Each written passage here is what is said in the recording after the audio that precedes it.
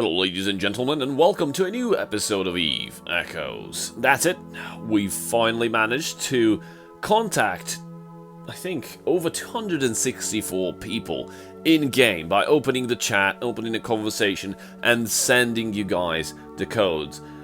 Codes individually, because, well, some of you won one or multiple codes. That's it, the coupon codes for the Interstellar Bazaar.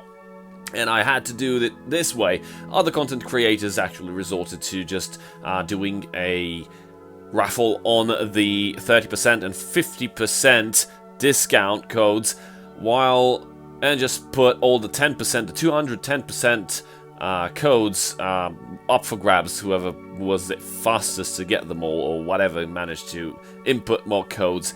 Well, I decided to actually give everyone a fair chance, and I actually gave every and each one of you a code. To you guys that posted comments on my videos, and to you guys that watch my videos, I truly thank you, and this proved that I actually care about what you guys are here and what you're doing here, and actually supporting me, and I'm extremely grateful for that.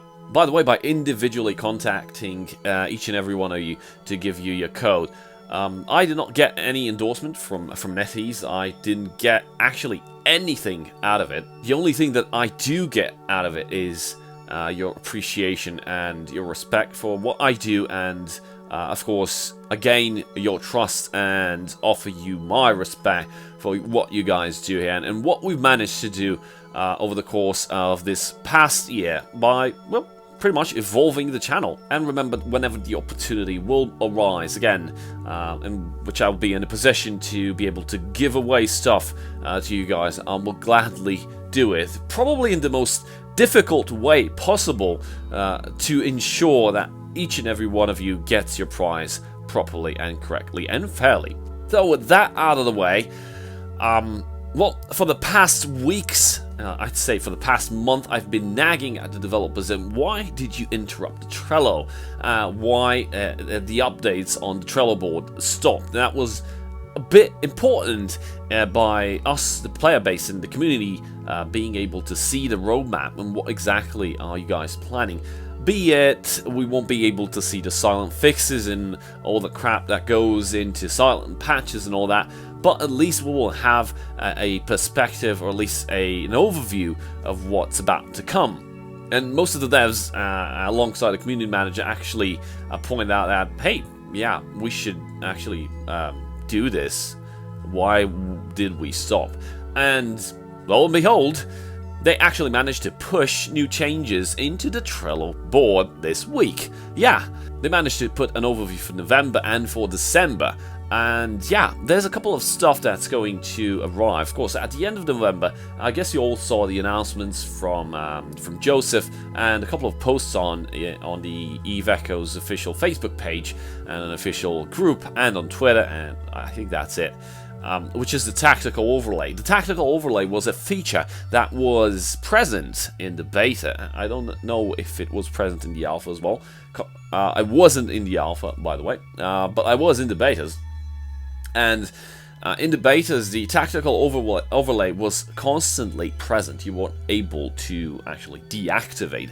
There was a setting you could tick it on and off, but it would do nothing. The tactical overlay would be present at all times. Sometimes it would be at least resource consuming from the for the devices, because it renders and generates a bunch of grids and vectors and colorings, differing on the type of weapons you're trying to activate, or at least giving you an overview of the bubble range of what your weapons can reach with your optimals and your fall off, and just overpopulating the interface with a bunch of stuff that eventually caused the developers to remove it in the official release. And with that removal, some of us actually cried out, why did you remove it? Why just not make it and fix it, right? It definitely had issues.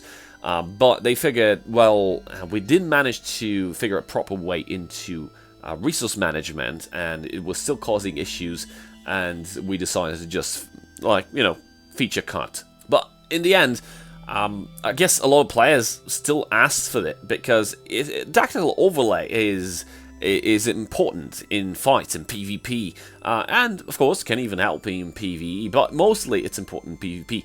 And well, how the game transitioned from a PvE mainly focused in the beginning when the game started.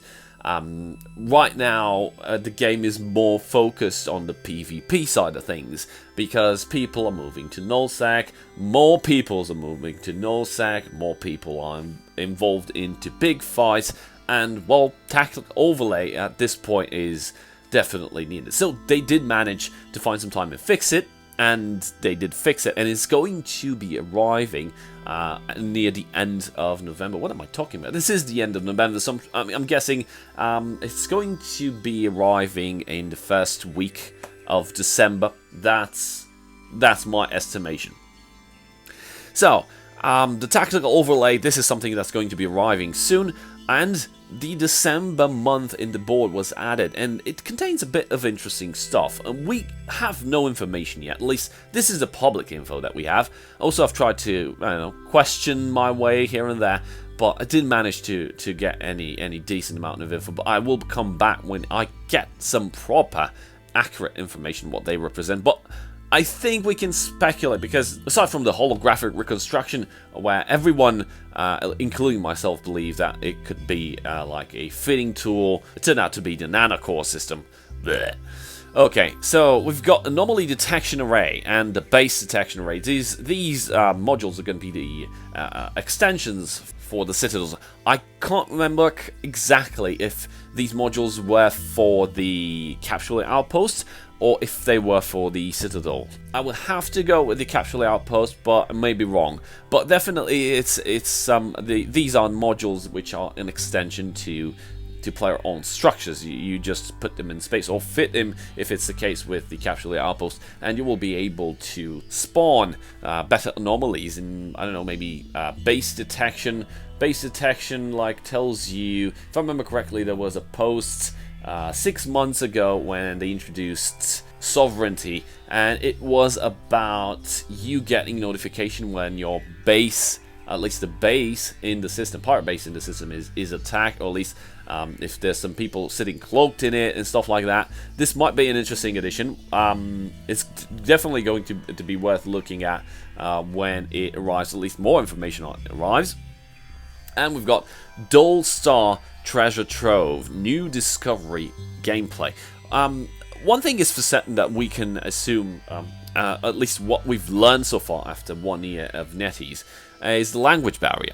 We all know the developers are Chinese, and you would expect a decent amount of language erosion to happen when translating from Chinese to English and vice versa.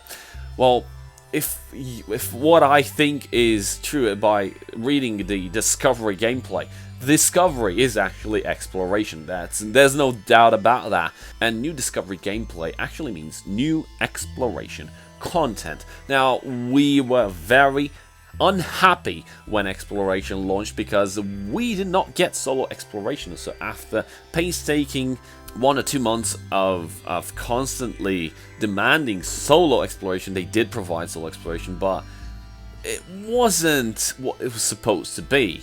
At least not that much. It's not something that you could make a living out of because, well, let's say the spawn rate of the data and relic sites are horrendously low, and the rewards inside of them don't exceed a couple of, let's say, 100 millions. So I don't think the at least solo exploration is something that you can do to sustain yourself from an economy standpoint. But this might shift the balance towards solo exploration being a thing. Dull Star. I don't know what's Dull Star. It could be something like stars that went by dull. You mean extinguished? It could be that. So it means that suns that, let's say, died out, and those systems can't be reached entirely. I don't know, but it's definitely interesting to see what exactly we could get out of that exploration content. I hope it's going to be solo exploration, because if it's not, it's just going to put more gas in the fire. And honestly, at this point, I really wish they didn't. With the balance patch postponed, the release of capitals, the neon rain, and all that crap, well, the player base has shown signs of diminishing, and, well, it's not good. But players do remain. There's a constant flux of players that have remained faithful to the game, even though the game suffered catastrophical failures in terms of balance and tending to the player base. We also have a new item, Gravitational Wave Graph. I'm guessing this is going to be a direct item relating to the Dullstar Treasure Trove, which might be, I don't know, something to help you extract whatever you want to extract from the sites that you're going to be investigating. I do hope that these sites, the Treasure Trove, might be interactive sites. If you guys have played EVE Online, in EVE Online there's an interesting site, at least an interesting class of sites named Sleeper Data Caches, and they're very interactive and fun. I mean, you can die inside them. There's not just like you scan it down, you go inside, you hack the cans, you get something or you don't, and you just move on. No, it's sort of like a puzzle game. You need to understand which item you need to put in which container by flying into these rooms, understanding exactly what needs to be done so you can get to the final room, in which, well, it's not entirely 100% worth, because if you fail to scan the last few cans, you might trigger an alarm that will blow you up in a matter of seconds if you don't figure out that you messed up and you need to warp out immediately, therefore losing the site itself. But it's better than dying, right? So if this is going to be solo exploration entertainment, and it's they're going to provide the player base with actual exploration and actually engaging with the content, engaging with the game, doing stuff, maybe work in pairs, like you did this scan, I'm going to do this, and we have to figure a way to get to the middle, and then you have the blue stick, I have the red stick, and somehow we need the green stick. We're going to blow up, but now we know that we need 3 people next time we find one of these sites. I don't know, there's all sorts of variations that anyone with a bright imagination might come up with, me myself included. But alas, I'm not a developer for this game, and I really don't want to be. I've got enough on my plate on what I'm doing right now, but I really hope this is going to be something cool. Even though the glass is halfway empty, I'm still trying to see the water that's still inside of it, and, well, at least hopefully it's still drinkable. And of course, the last item in December is the Yo-Yo Festival. It's probably going to be just like last year. We got a bunch of Santa Claus reindeers and snow shooting engines out of our asses. They were kind of neat, but the event itself wasn't that much interactive. You just had to log in a couple of days and participate in, I don't know, some I think there were some anomalies, and you would get like the some crates, and then you would open the crates, and then you would get 15 days, 7 days, 30 days, and sometimes permanent Santa Claus and Christmas, and looked like Christmas trees and Christmas lights skins. That's all you can expect from this festival. In the meantime, I'll be trying to nag the developers again, trying to get some information on what the Dullstar Treasure Trove actually means and what we can expect by the end of December, because this being a pretty much big addition to the game, we might see this towards the end of December, and probably it might be delayed. But honestly, if it's going to be delayed, I'd be happy about it, because if it gets delayed, it means it's not ready, and I'd rather have something finished than something that's halfway done. So that's it for today. I hope you guys learned something. Thank you guys for watching. A very big shout out to my channel supporters, and I'll see you guys next time. Cheers.